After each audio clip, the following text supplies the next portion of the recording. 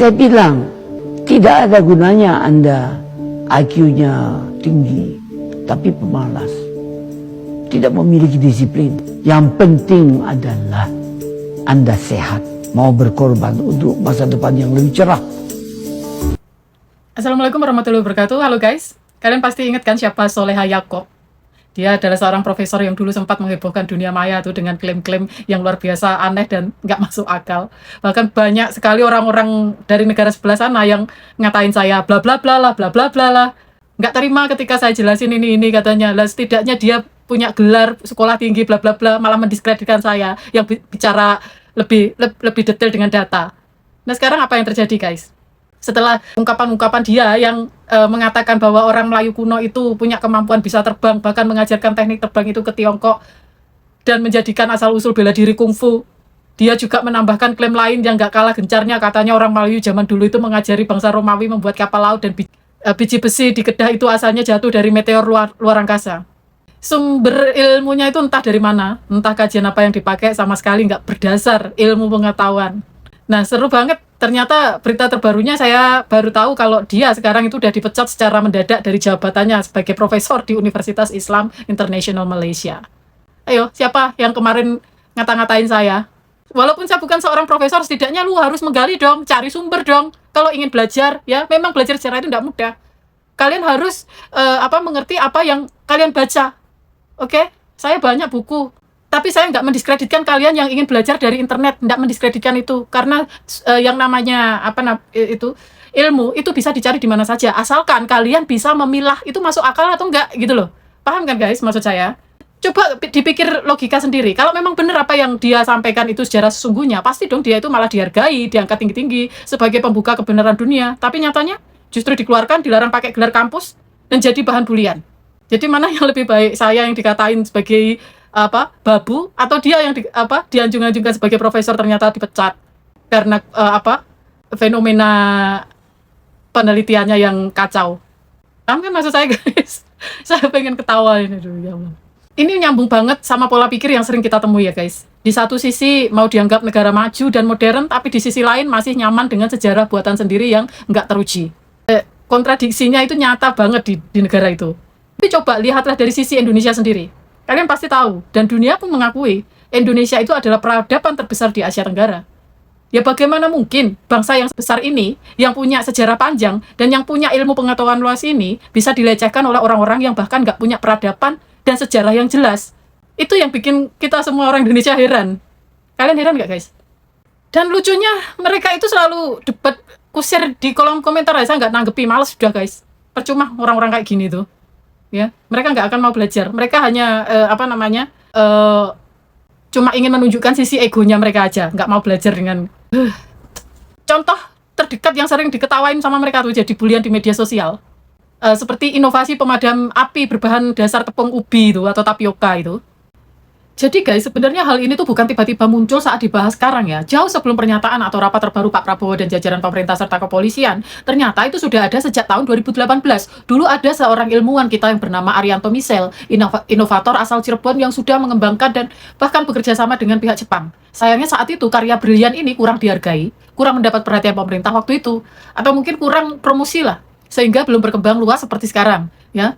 Dan sayangnya lagi, patennya sudah dijual ke Jepang, ya. Dan bedanya dengan pembahasan umum, beliau itu menggunakan ekstrak kulit singkong, kulit tapioka, ya, bukan pati atau tepung daging singkongnya. Tapi prinsip dasarnya ya sama aja, nggak mungkin murni serbuk mentah begitu saja tanpa diolah, ya. Pasti sudah diteliti secara ilmiah, diolah secara khusus dan dicampur dengan zat tambahan yang tepat, seperti penstabil, pembentuk lapisan pelindung, dan penekan api. Kita semua tahu logikanya kalau hanya tepung biasa atau kulit singkong digiling kasar tanpa rumus kimia yang benar, itu malah bisa berbahaya dan menjadi bahan bakar debu. Nggak mungkin ilmuwan yang berilmu itu menyesatkan hal yang mendasar seperti itu. Ya, jadi ini Pak, please ya para konten-konten kreator ini ya, kalau nggak tahu apa-apa nggak usah bikin konten yang menyesatkan deh. Ya, agak miris juga loh. Mereka akan ngetawain kita sebagai negara tepung katanya, tepung ubi atau tapioka. Nah mereka nggak tahu ya kalau Indonesia itu sudah melakukan uji coba. Kalau belum melakukan uji coba otomatis ya nggak berani dong mengeluarkan begitu aja, apalagi disarankan ke seorang presiden, woi, ya. kalian jangan salah ya. Memang tapioka itu sendiri, tepung tapioka itu, ya itu uji cobanya masih skala kecil, laboratorium, oke? Itu hal yang paling wajar dalam dunia sains. Semua penemuan besar di dunia ini pasti lewat tahap percobaan terlebih dahulu. Nggak mungkin langsung jadi megah begitu aja, jadi heboh begitu aja. Kok gitu berani-beraninya ngetawain? Aneh kan? Jadi mengenai tepung ubi nih atau tapioka ini, ya, itu bahan patinya sudah dimodifikasi secara ilmiah di laboratorium, dicampur dengan zat pemadam khusus, bahan pengikat dan penyerap panas. Bisa berubah menjadi bentuk gel atau cairan yang sangat efektif memutuskan pasokan oksigen ke api.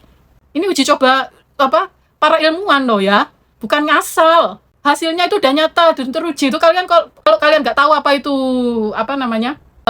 tepung tapioka yang dimaksud itu ya coba aja dicari tuh di media sosial banyak kok.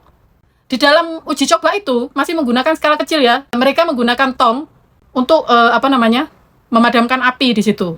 Di percobaan skala kecil itu terbukti berhasil memadamkan api dengan cepat. Ya sekarang itu tinggal tantangannya meningkatkan ke skala besar dan aplikasi lapangan buat hutan yang luas yang sedang dipercepat oleh BRIN dan pemerintah kita. Lantas apa yang lucu kalau kita mencoba terobosan baru pakai bahan baku sendiri yang melimpah dan murah? Hah? Jangan dikira orang Indonesia itu sembarangan main-main, risetnya itu jalan terus loh ya. Buktinya sudah ada di tangan. Kalau mereka cuma bisa menertawakan usaha orang lain tanpa punya ide sendiri, berarti mereka yang ketinggalan zaman. Siapa di antara kalian yang ngetawain uji coba ini? Kalian profesor kah? Kalian saintis kah? Buktinya orang-orang kita itu hebat dan bertanggung jawab lah. Lihatlah para ilmuwan Indonesia yang lahir di tanah air. Karyanya itu diakui dunia. Dan mereka nggak sembarangan bicara. Semua itu berdasar riset mendalam, data akurat dan fakta teruji. Misalnya seperti Dr. Khoirul Anwar. Ya, beliau lahir di Kediri, Jawa Timur. Usianya sama kayak saya. Beliau bekerja di bidang teknik elektro dan telekomunikasi, nirkabel. Itu keahlian beliau. Oke? Karyanya itu sudah menemukan metode pemrosesan sinyal 2FFT yang sangat efisien dan hemat daya. Ini menjadi standar internasional itu untuk 4G LTE. Oke? Yang dipakai miliaran orang di seluruh dunia. Oh, standar dunia loh ya. Serta pondasi utama bagi teknologi 5G dan 6G masa depan. Itu sudah tercatat resmi di Wikipedia Indonesia. Kalian lihatlah. Ya. Kemudian kedua, Profesor Dr. Herawati Sudoyo. Beliau lahir dari Pare, Kediri, Jawa Timur. Ya. Keahlian beliau itu adalah biologi molekuler, genetika manusia, dan DNA forensik. Nah, ini soal dunia forensik ini ya, nanti saya akan bahas juga nanti di video selanjutnya ya. Bukan di sini, kalau saya bahas di sini nanti panjang kali lebar. Karya beliau itu pionir DNA forensik di Indonesia, memimpin penelusuran asal-usul nenek moyang bangsa dan rumpun Austronesia lewat bukti genetik nyata dan terukur. Membuktikan kekerabatan erat Nusantara sampai ke Madagaskar, serta membangun laboratorium identifikasi DNA yang dipakai dalam kasus terorisme dan kejahatan nasional. Ya. Ketiga, Profesor Mezak Alnord Ratak. Ini orang Indonesia lagi, guys. Beliau itu lahir di Malang, tapi beliau itu berdarah Minahasa, guys, dari Sulawesi Utara. Ya. Bidang beliau itu adalah astronomi dan astrofisika. Ya. Karya beliau itu berhasil menemukan, memetakan, dan mendeskripsikan lebih dari 120 gugus nebula di pusat galaksi Bima Sakti kita. Namanya dan temuannya itu diakui secara resmi oleh komunitas astronomi dunia. Malaysia ada nggak?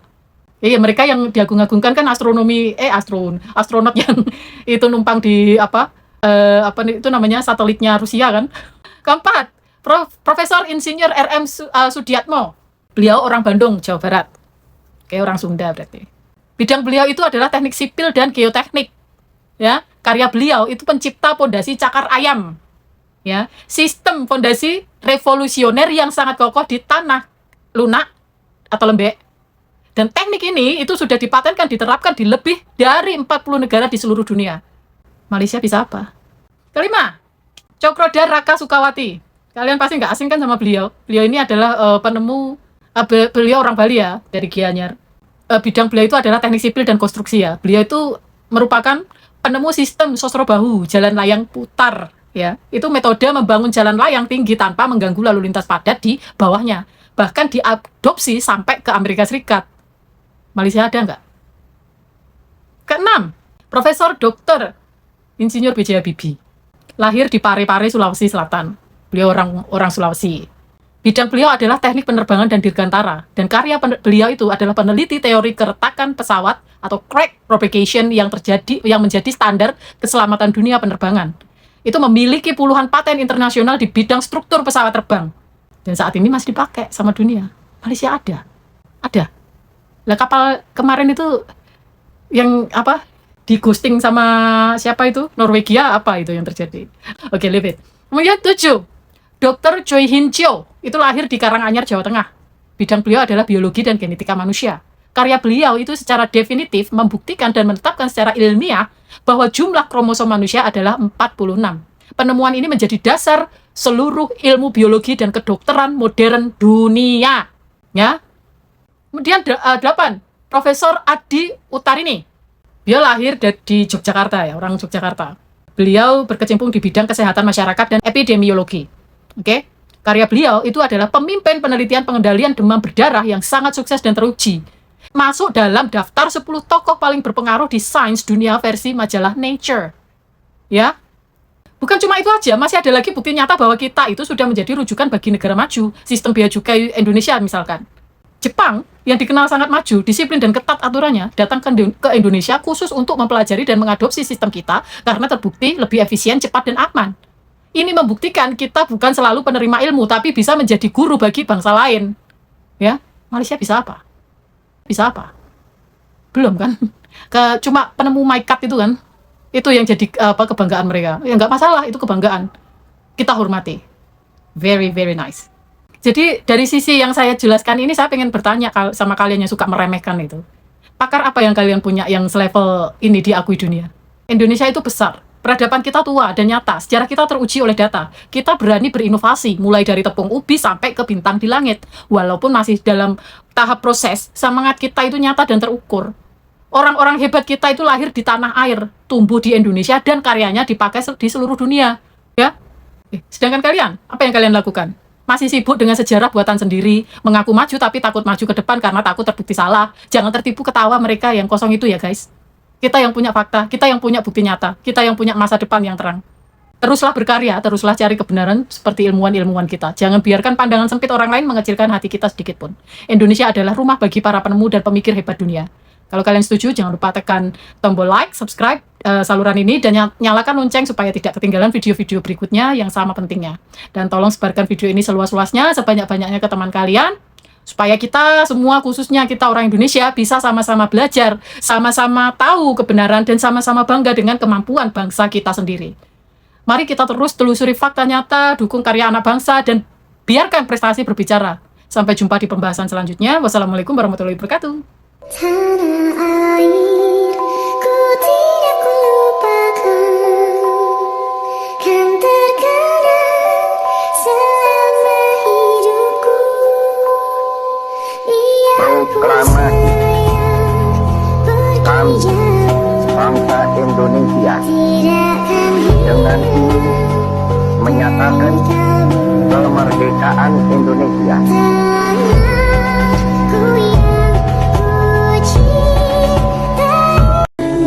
Jakarta, 17 Agustus 1945, atas nama bangsa Indonesia, Soekarno, Hatta.